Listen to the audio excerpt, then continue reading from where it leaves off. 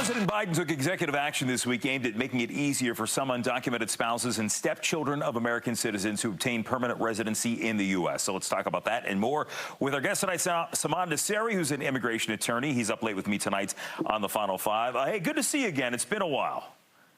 Yeah, good to see you, too.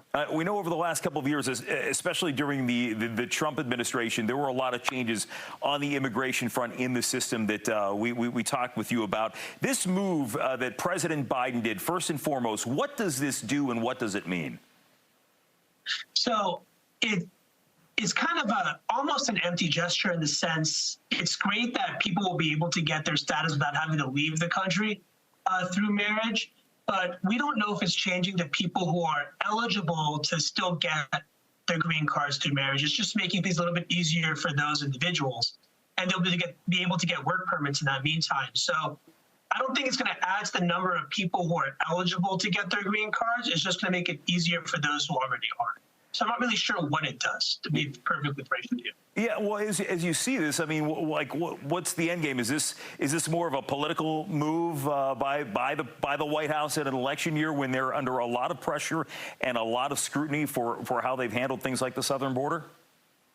I mean, I think so. I think it's just like the same exact thing that they tried to move with last week, trying to stop the border and cut down the number of border arrests and lock the border up and everything to do with the number of asylum cases.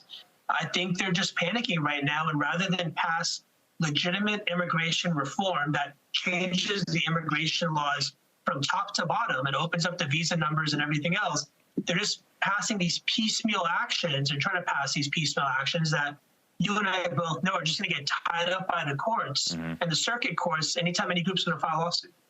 Every time we have these conversations, as you well know, you have some lawmakers, sometimes it's a bipartisan group, that say, all right, this is the time. We need to take action. We need to do something. So they come up with a plan, and it ticks off one side, it ticks off the other side. And in the end, everybody kind of like, says, well, we tried and we didn't get anything done. Is there not the wherewithal and not the desire to actually fix what is a broken system right now? Is it just easier to complain about the system and not do anything to fix it?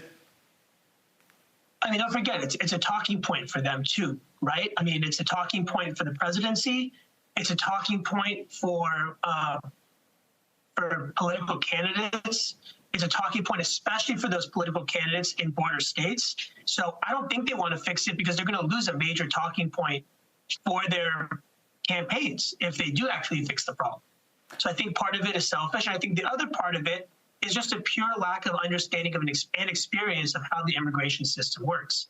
And without that understanding and that experience, they're just throwing things at it they think will work, but they actually have no idea in practicality how things actually work on the ground. So for the people that talk with you and people that you work with in your capacity as an immigration attorney, in many of these cases, these are people who want to go about the process the right way because they're talking with you. This is they're not considered to be in the country illegally because there is a process, as onerous as it may be, but those are the rules, those are the laws that are out there right now that govern the system. Absolutely, right. And I do have a good amount of clients that did enter illegally and now are trying to do it the right way. Here's the truth. You're never going to stop illegal immigration, right? But what you can do is deter it and make it easier for people to get here legally and do things the right way so that you don't have this backlog of cases at the border and illegal immigration cases and court cases. So by not fixing the problem in the back end, for example, why would someone's brother, once they find out it's going to take 25 years to be petitioned to come into the United States for a green card from their sibling, why wouldn't that person try their chances of trying to cross illegally if they know they're going to be able to be here for years without repercussions versus waiting 25, 30 years? Why not fix that backlog instead, right? So you are creating the problem, or they're creating the problem. And for the ones who say the way to fix the system right now is to shut everything down and shut the border down to everybody, what's your take on that? No, that's just going to create an even worse backlog, right? It doesn't fix what we have already here in the United States. this backlog will get worked on, but we don't have enough immigration judges. We don't have enough asylum officers. We don't have enough USCIS workers. We don't have enough interpreters to get that kind of job done. Shutting down the border is not the solution.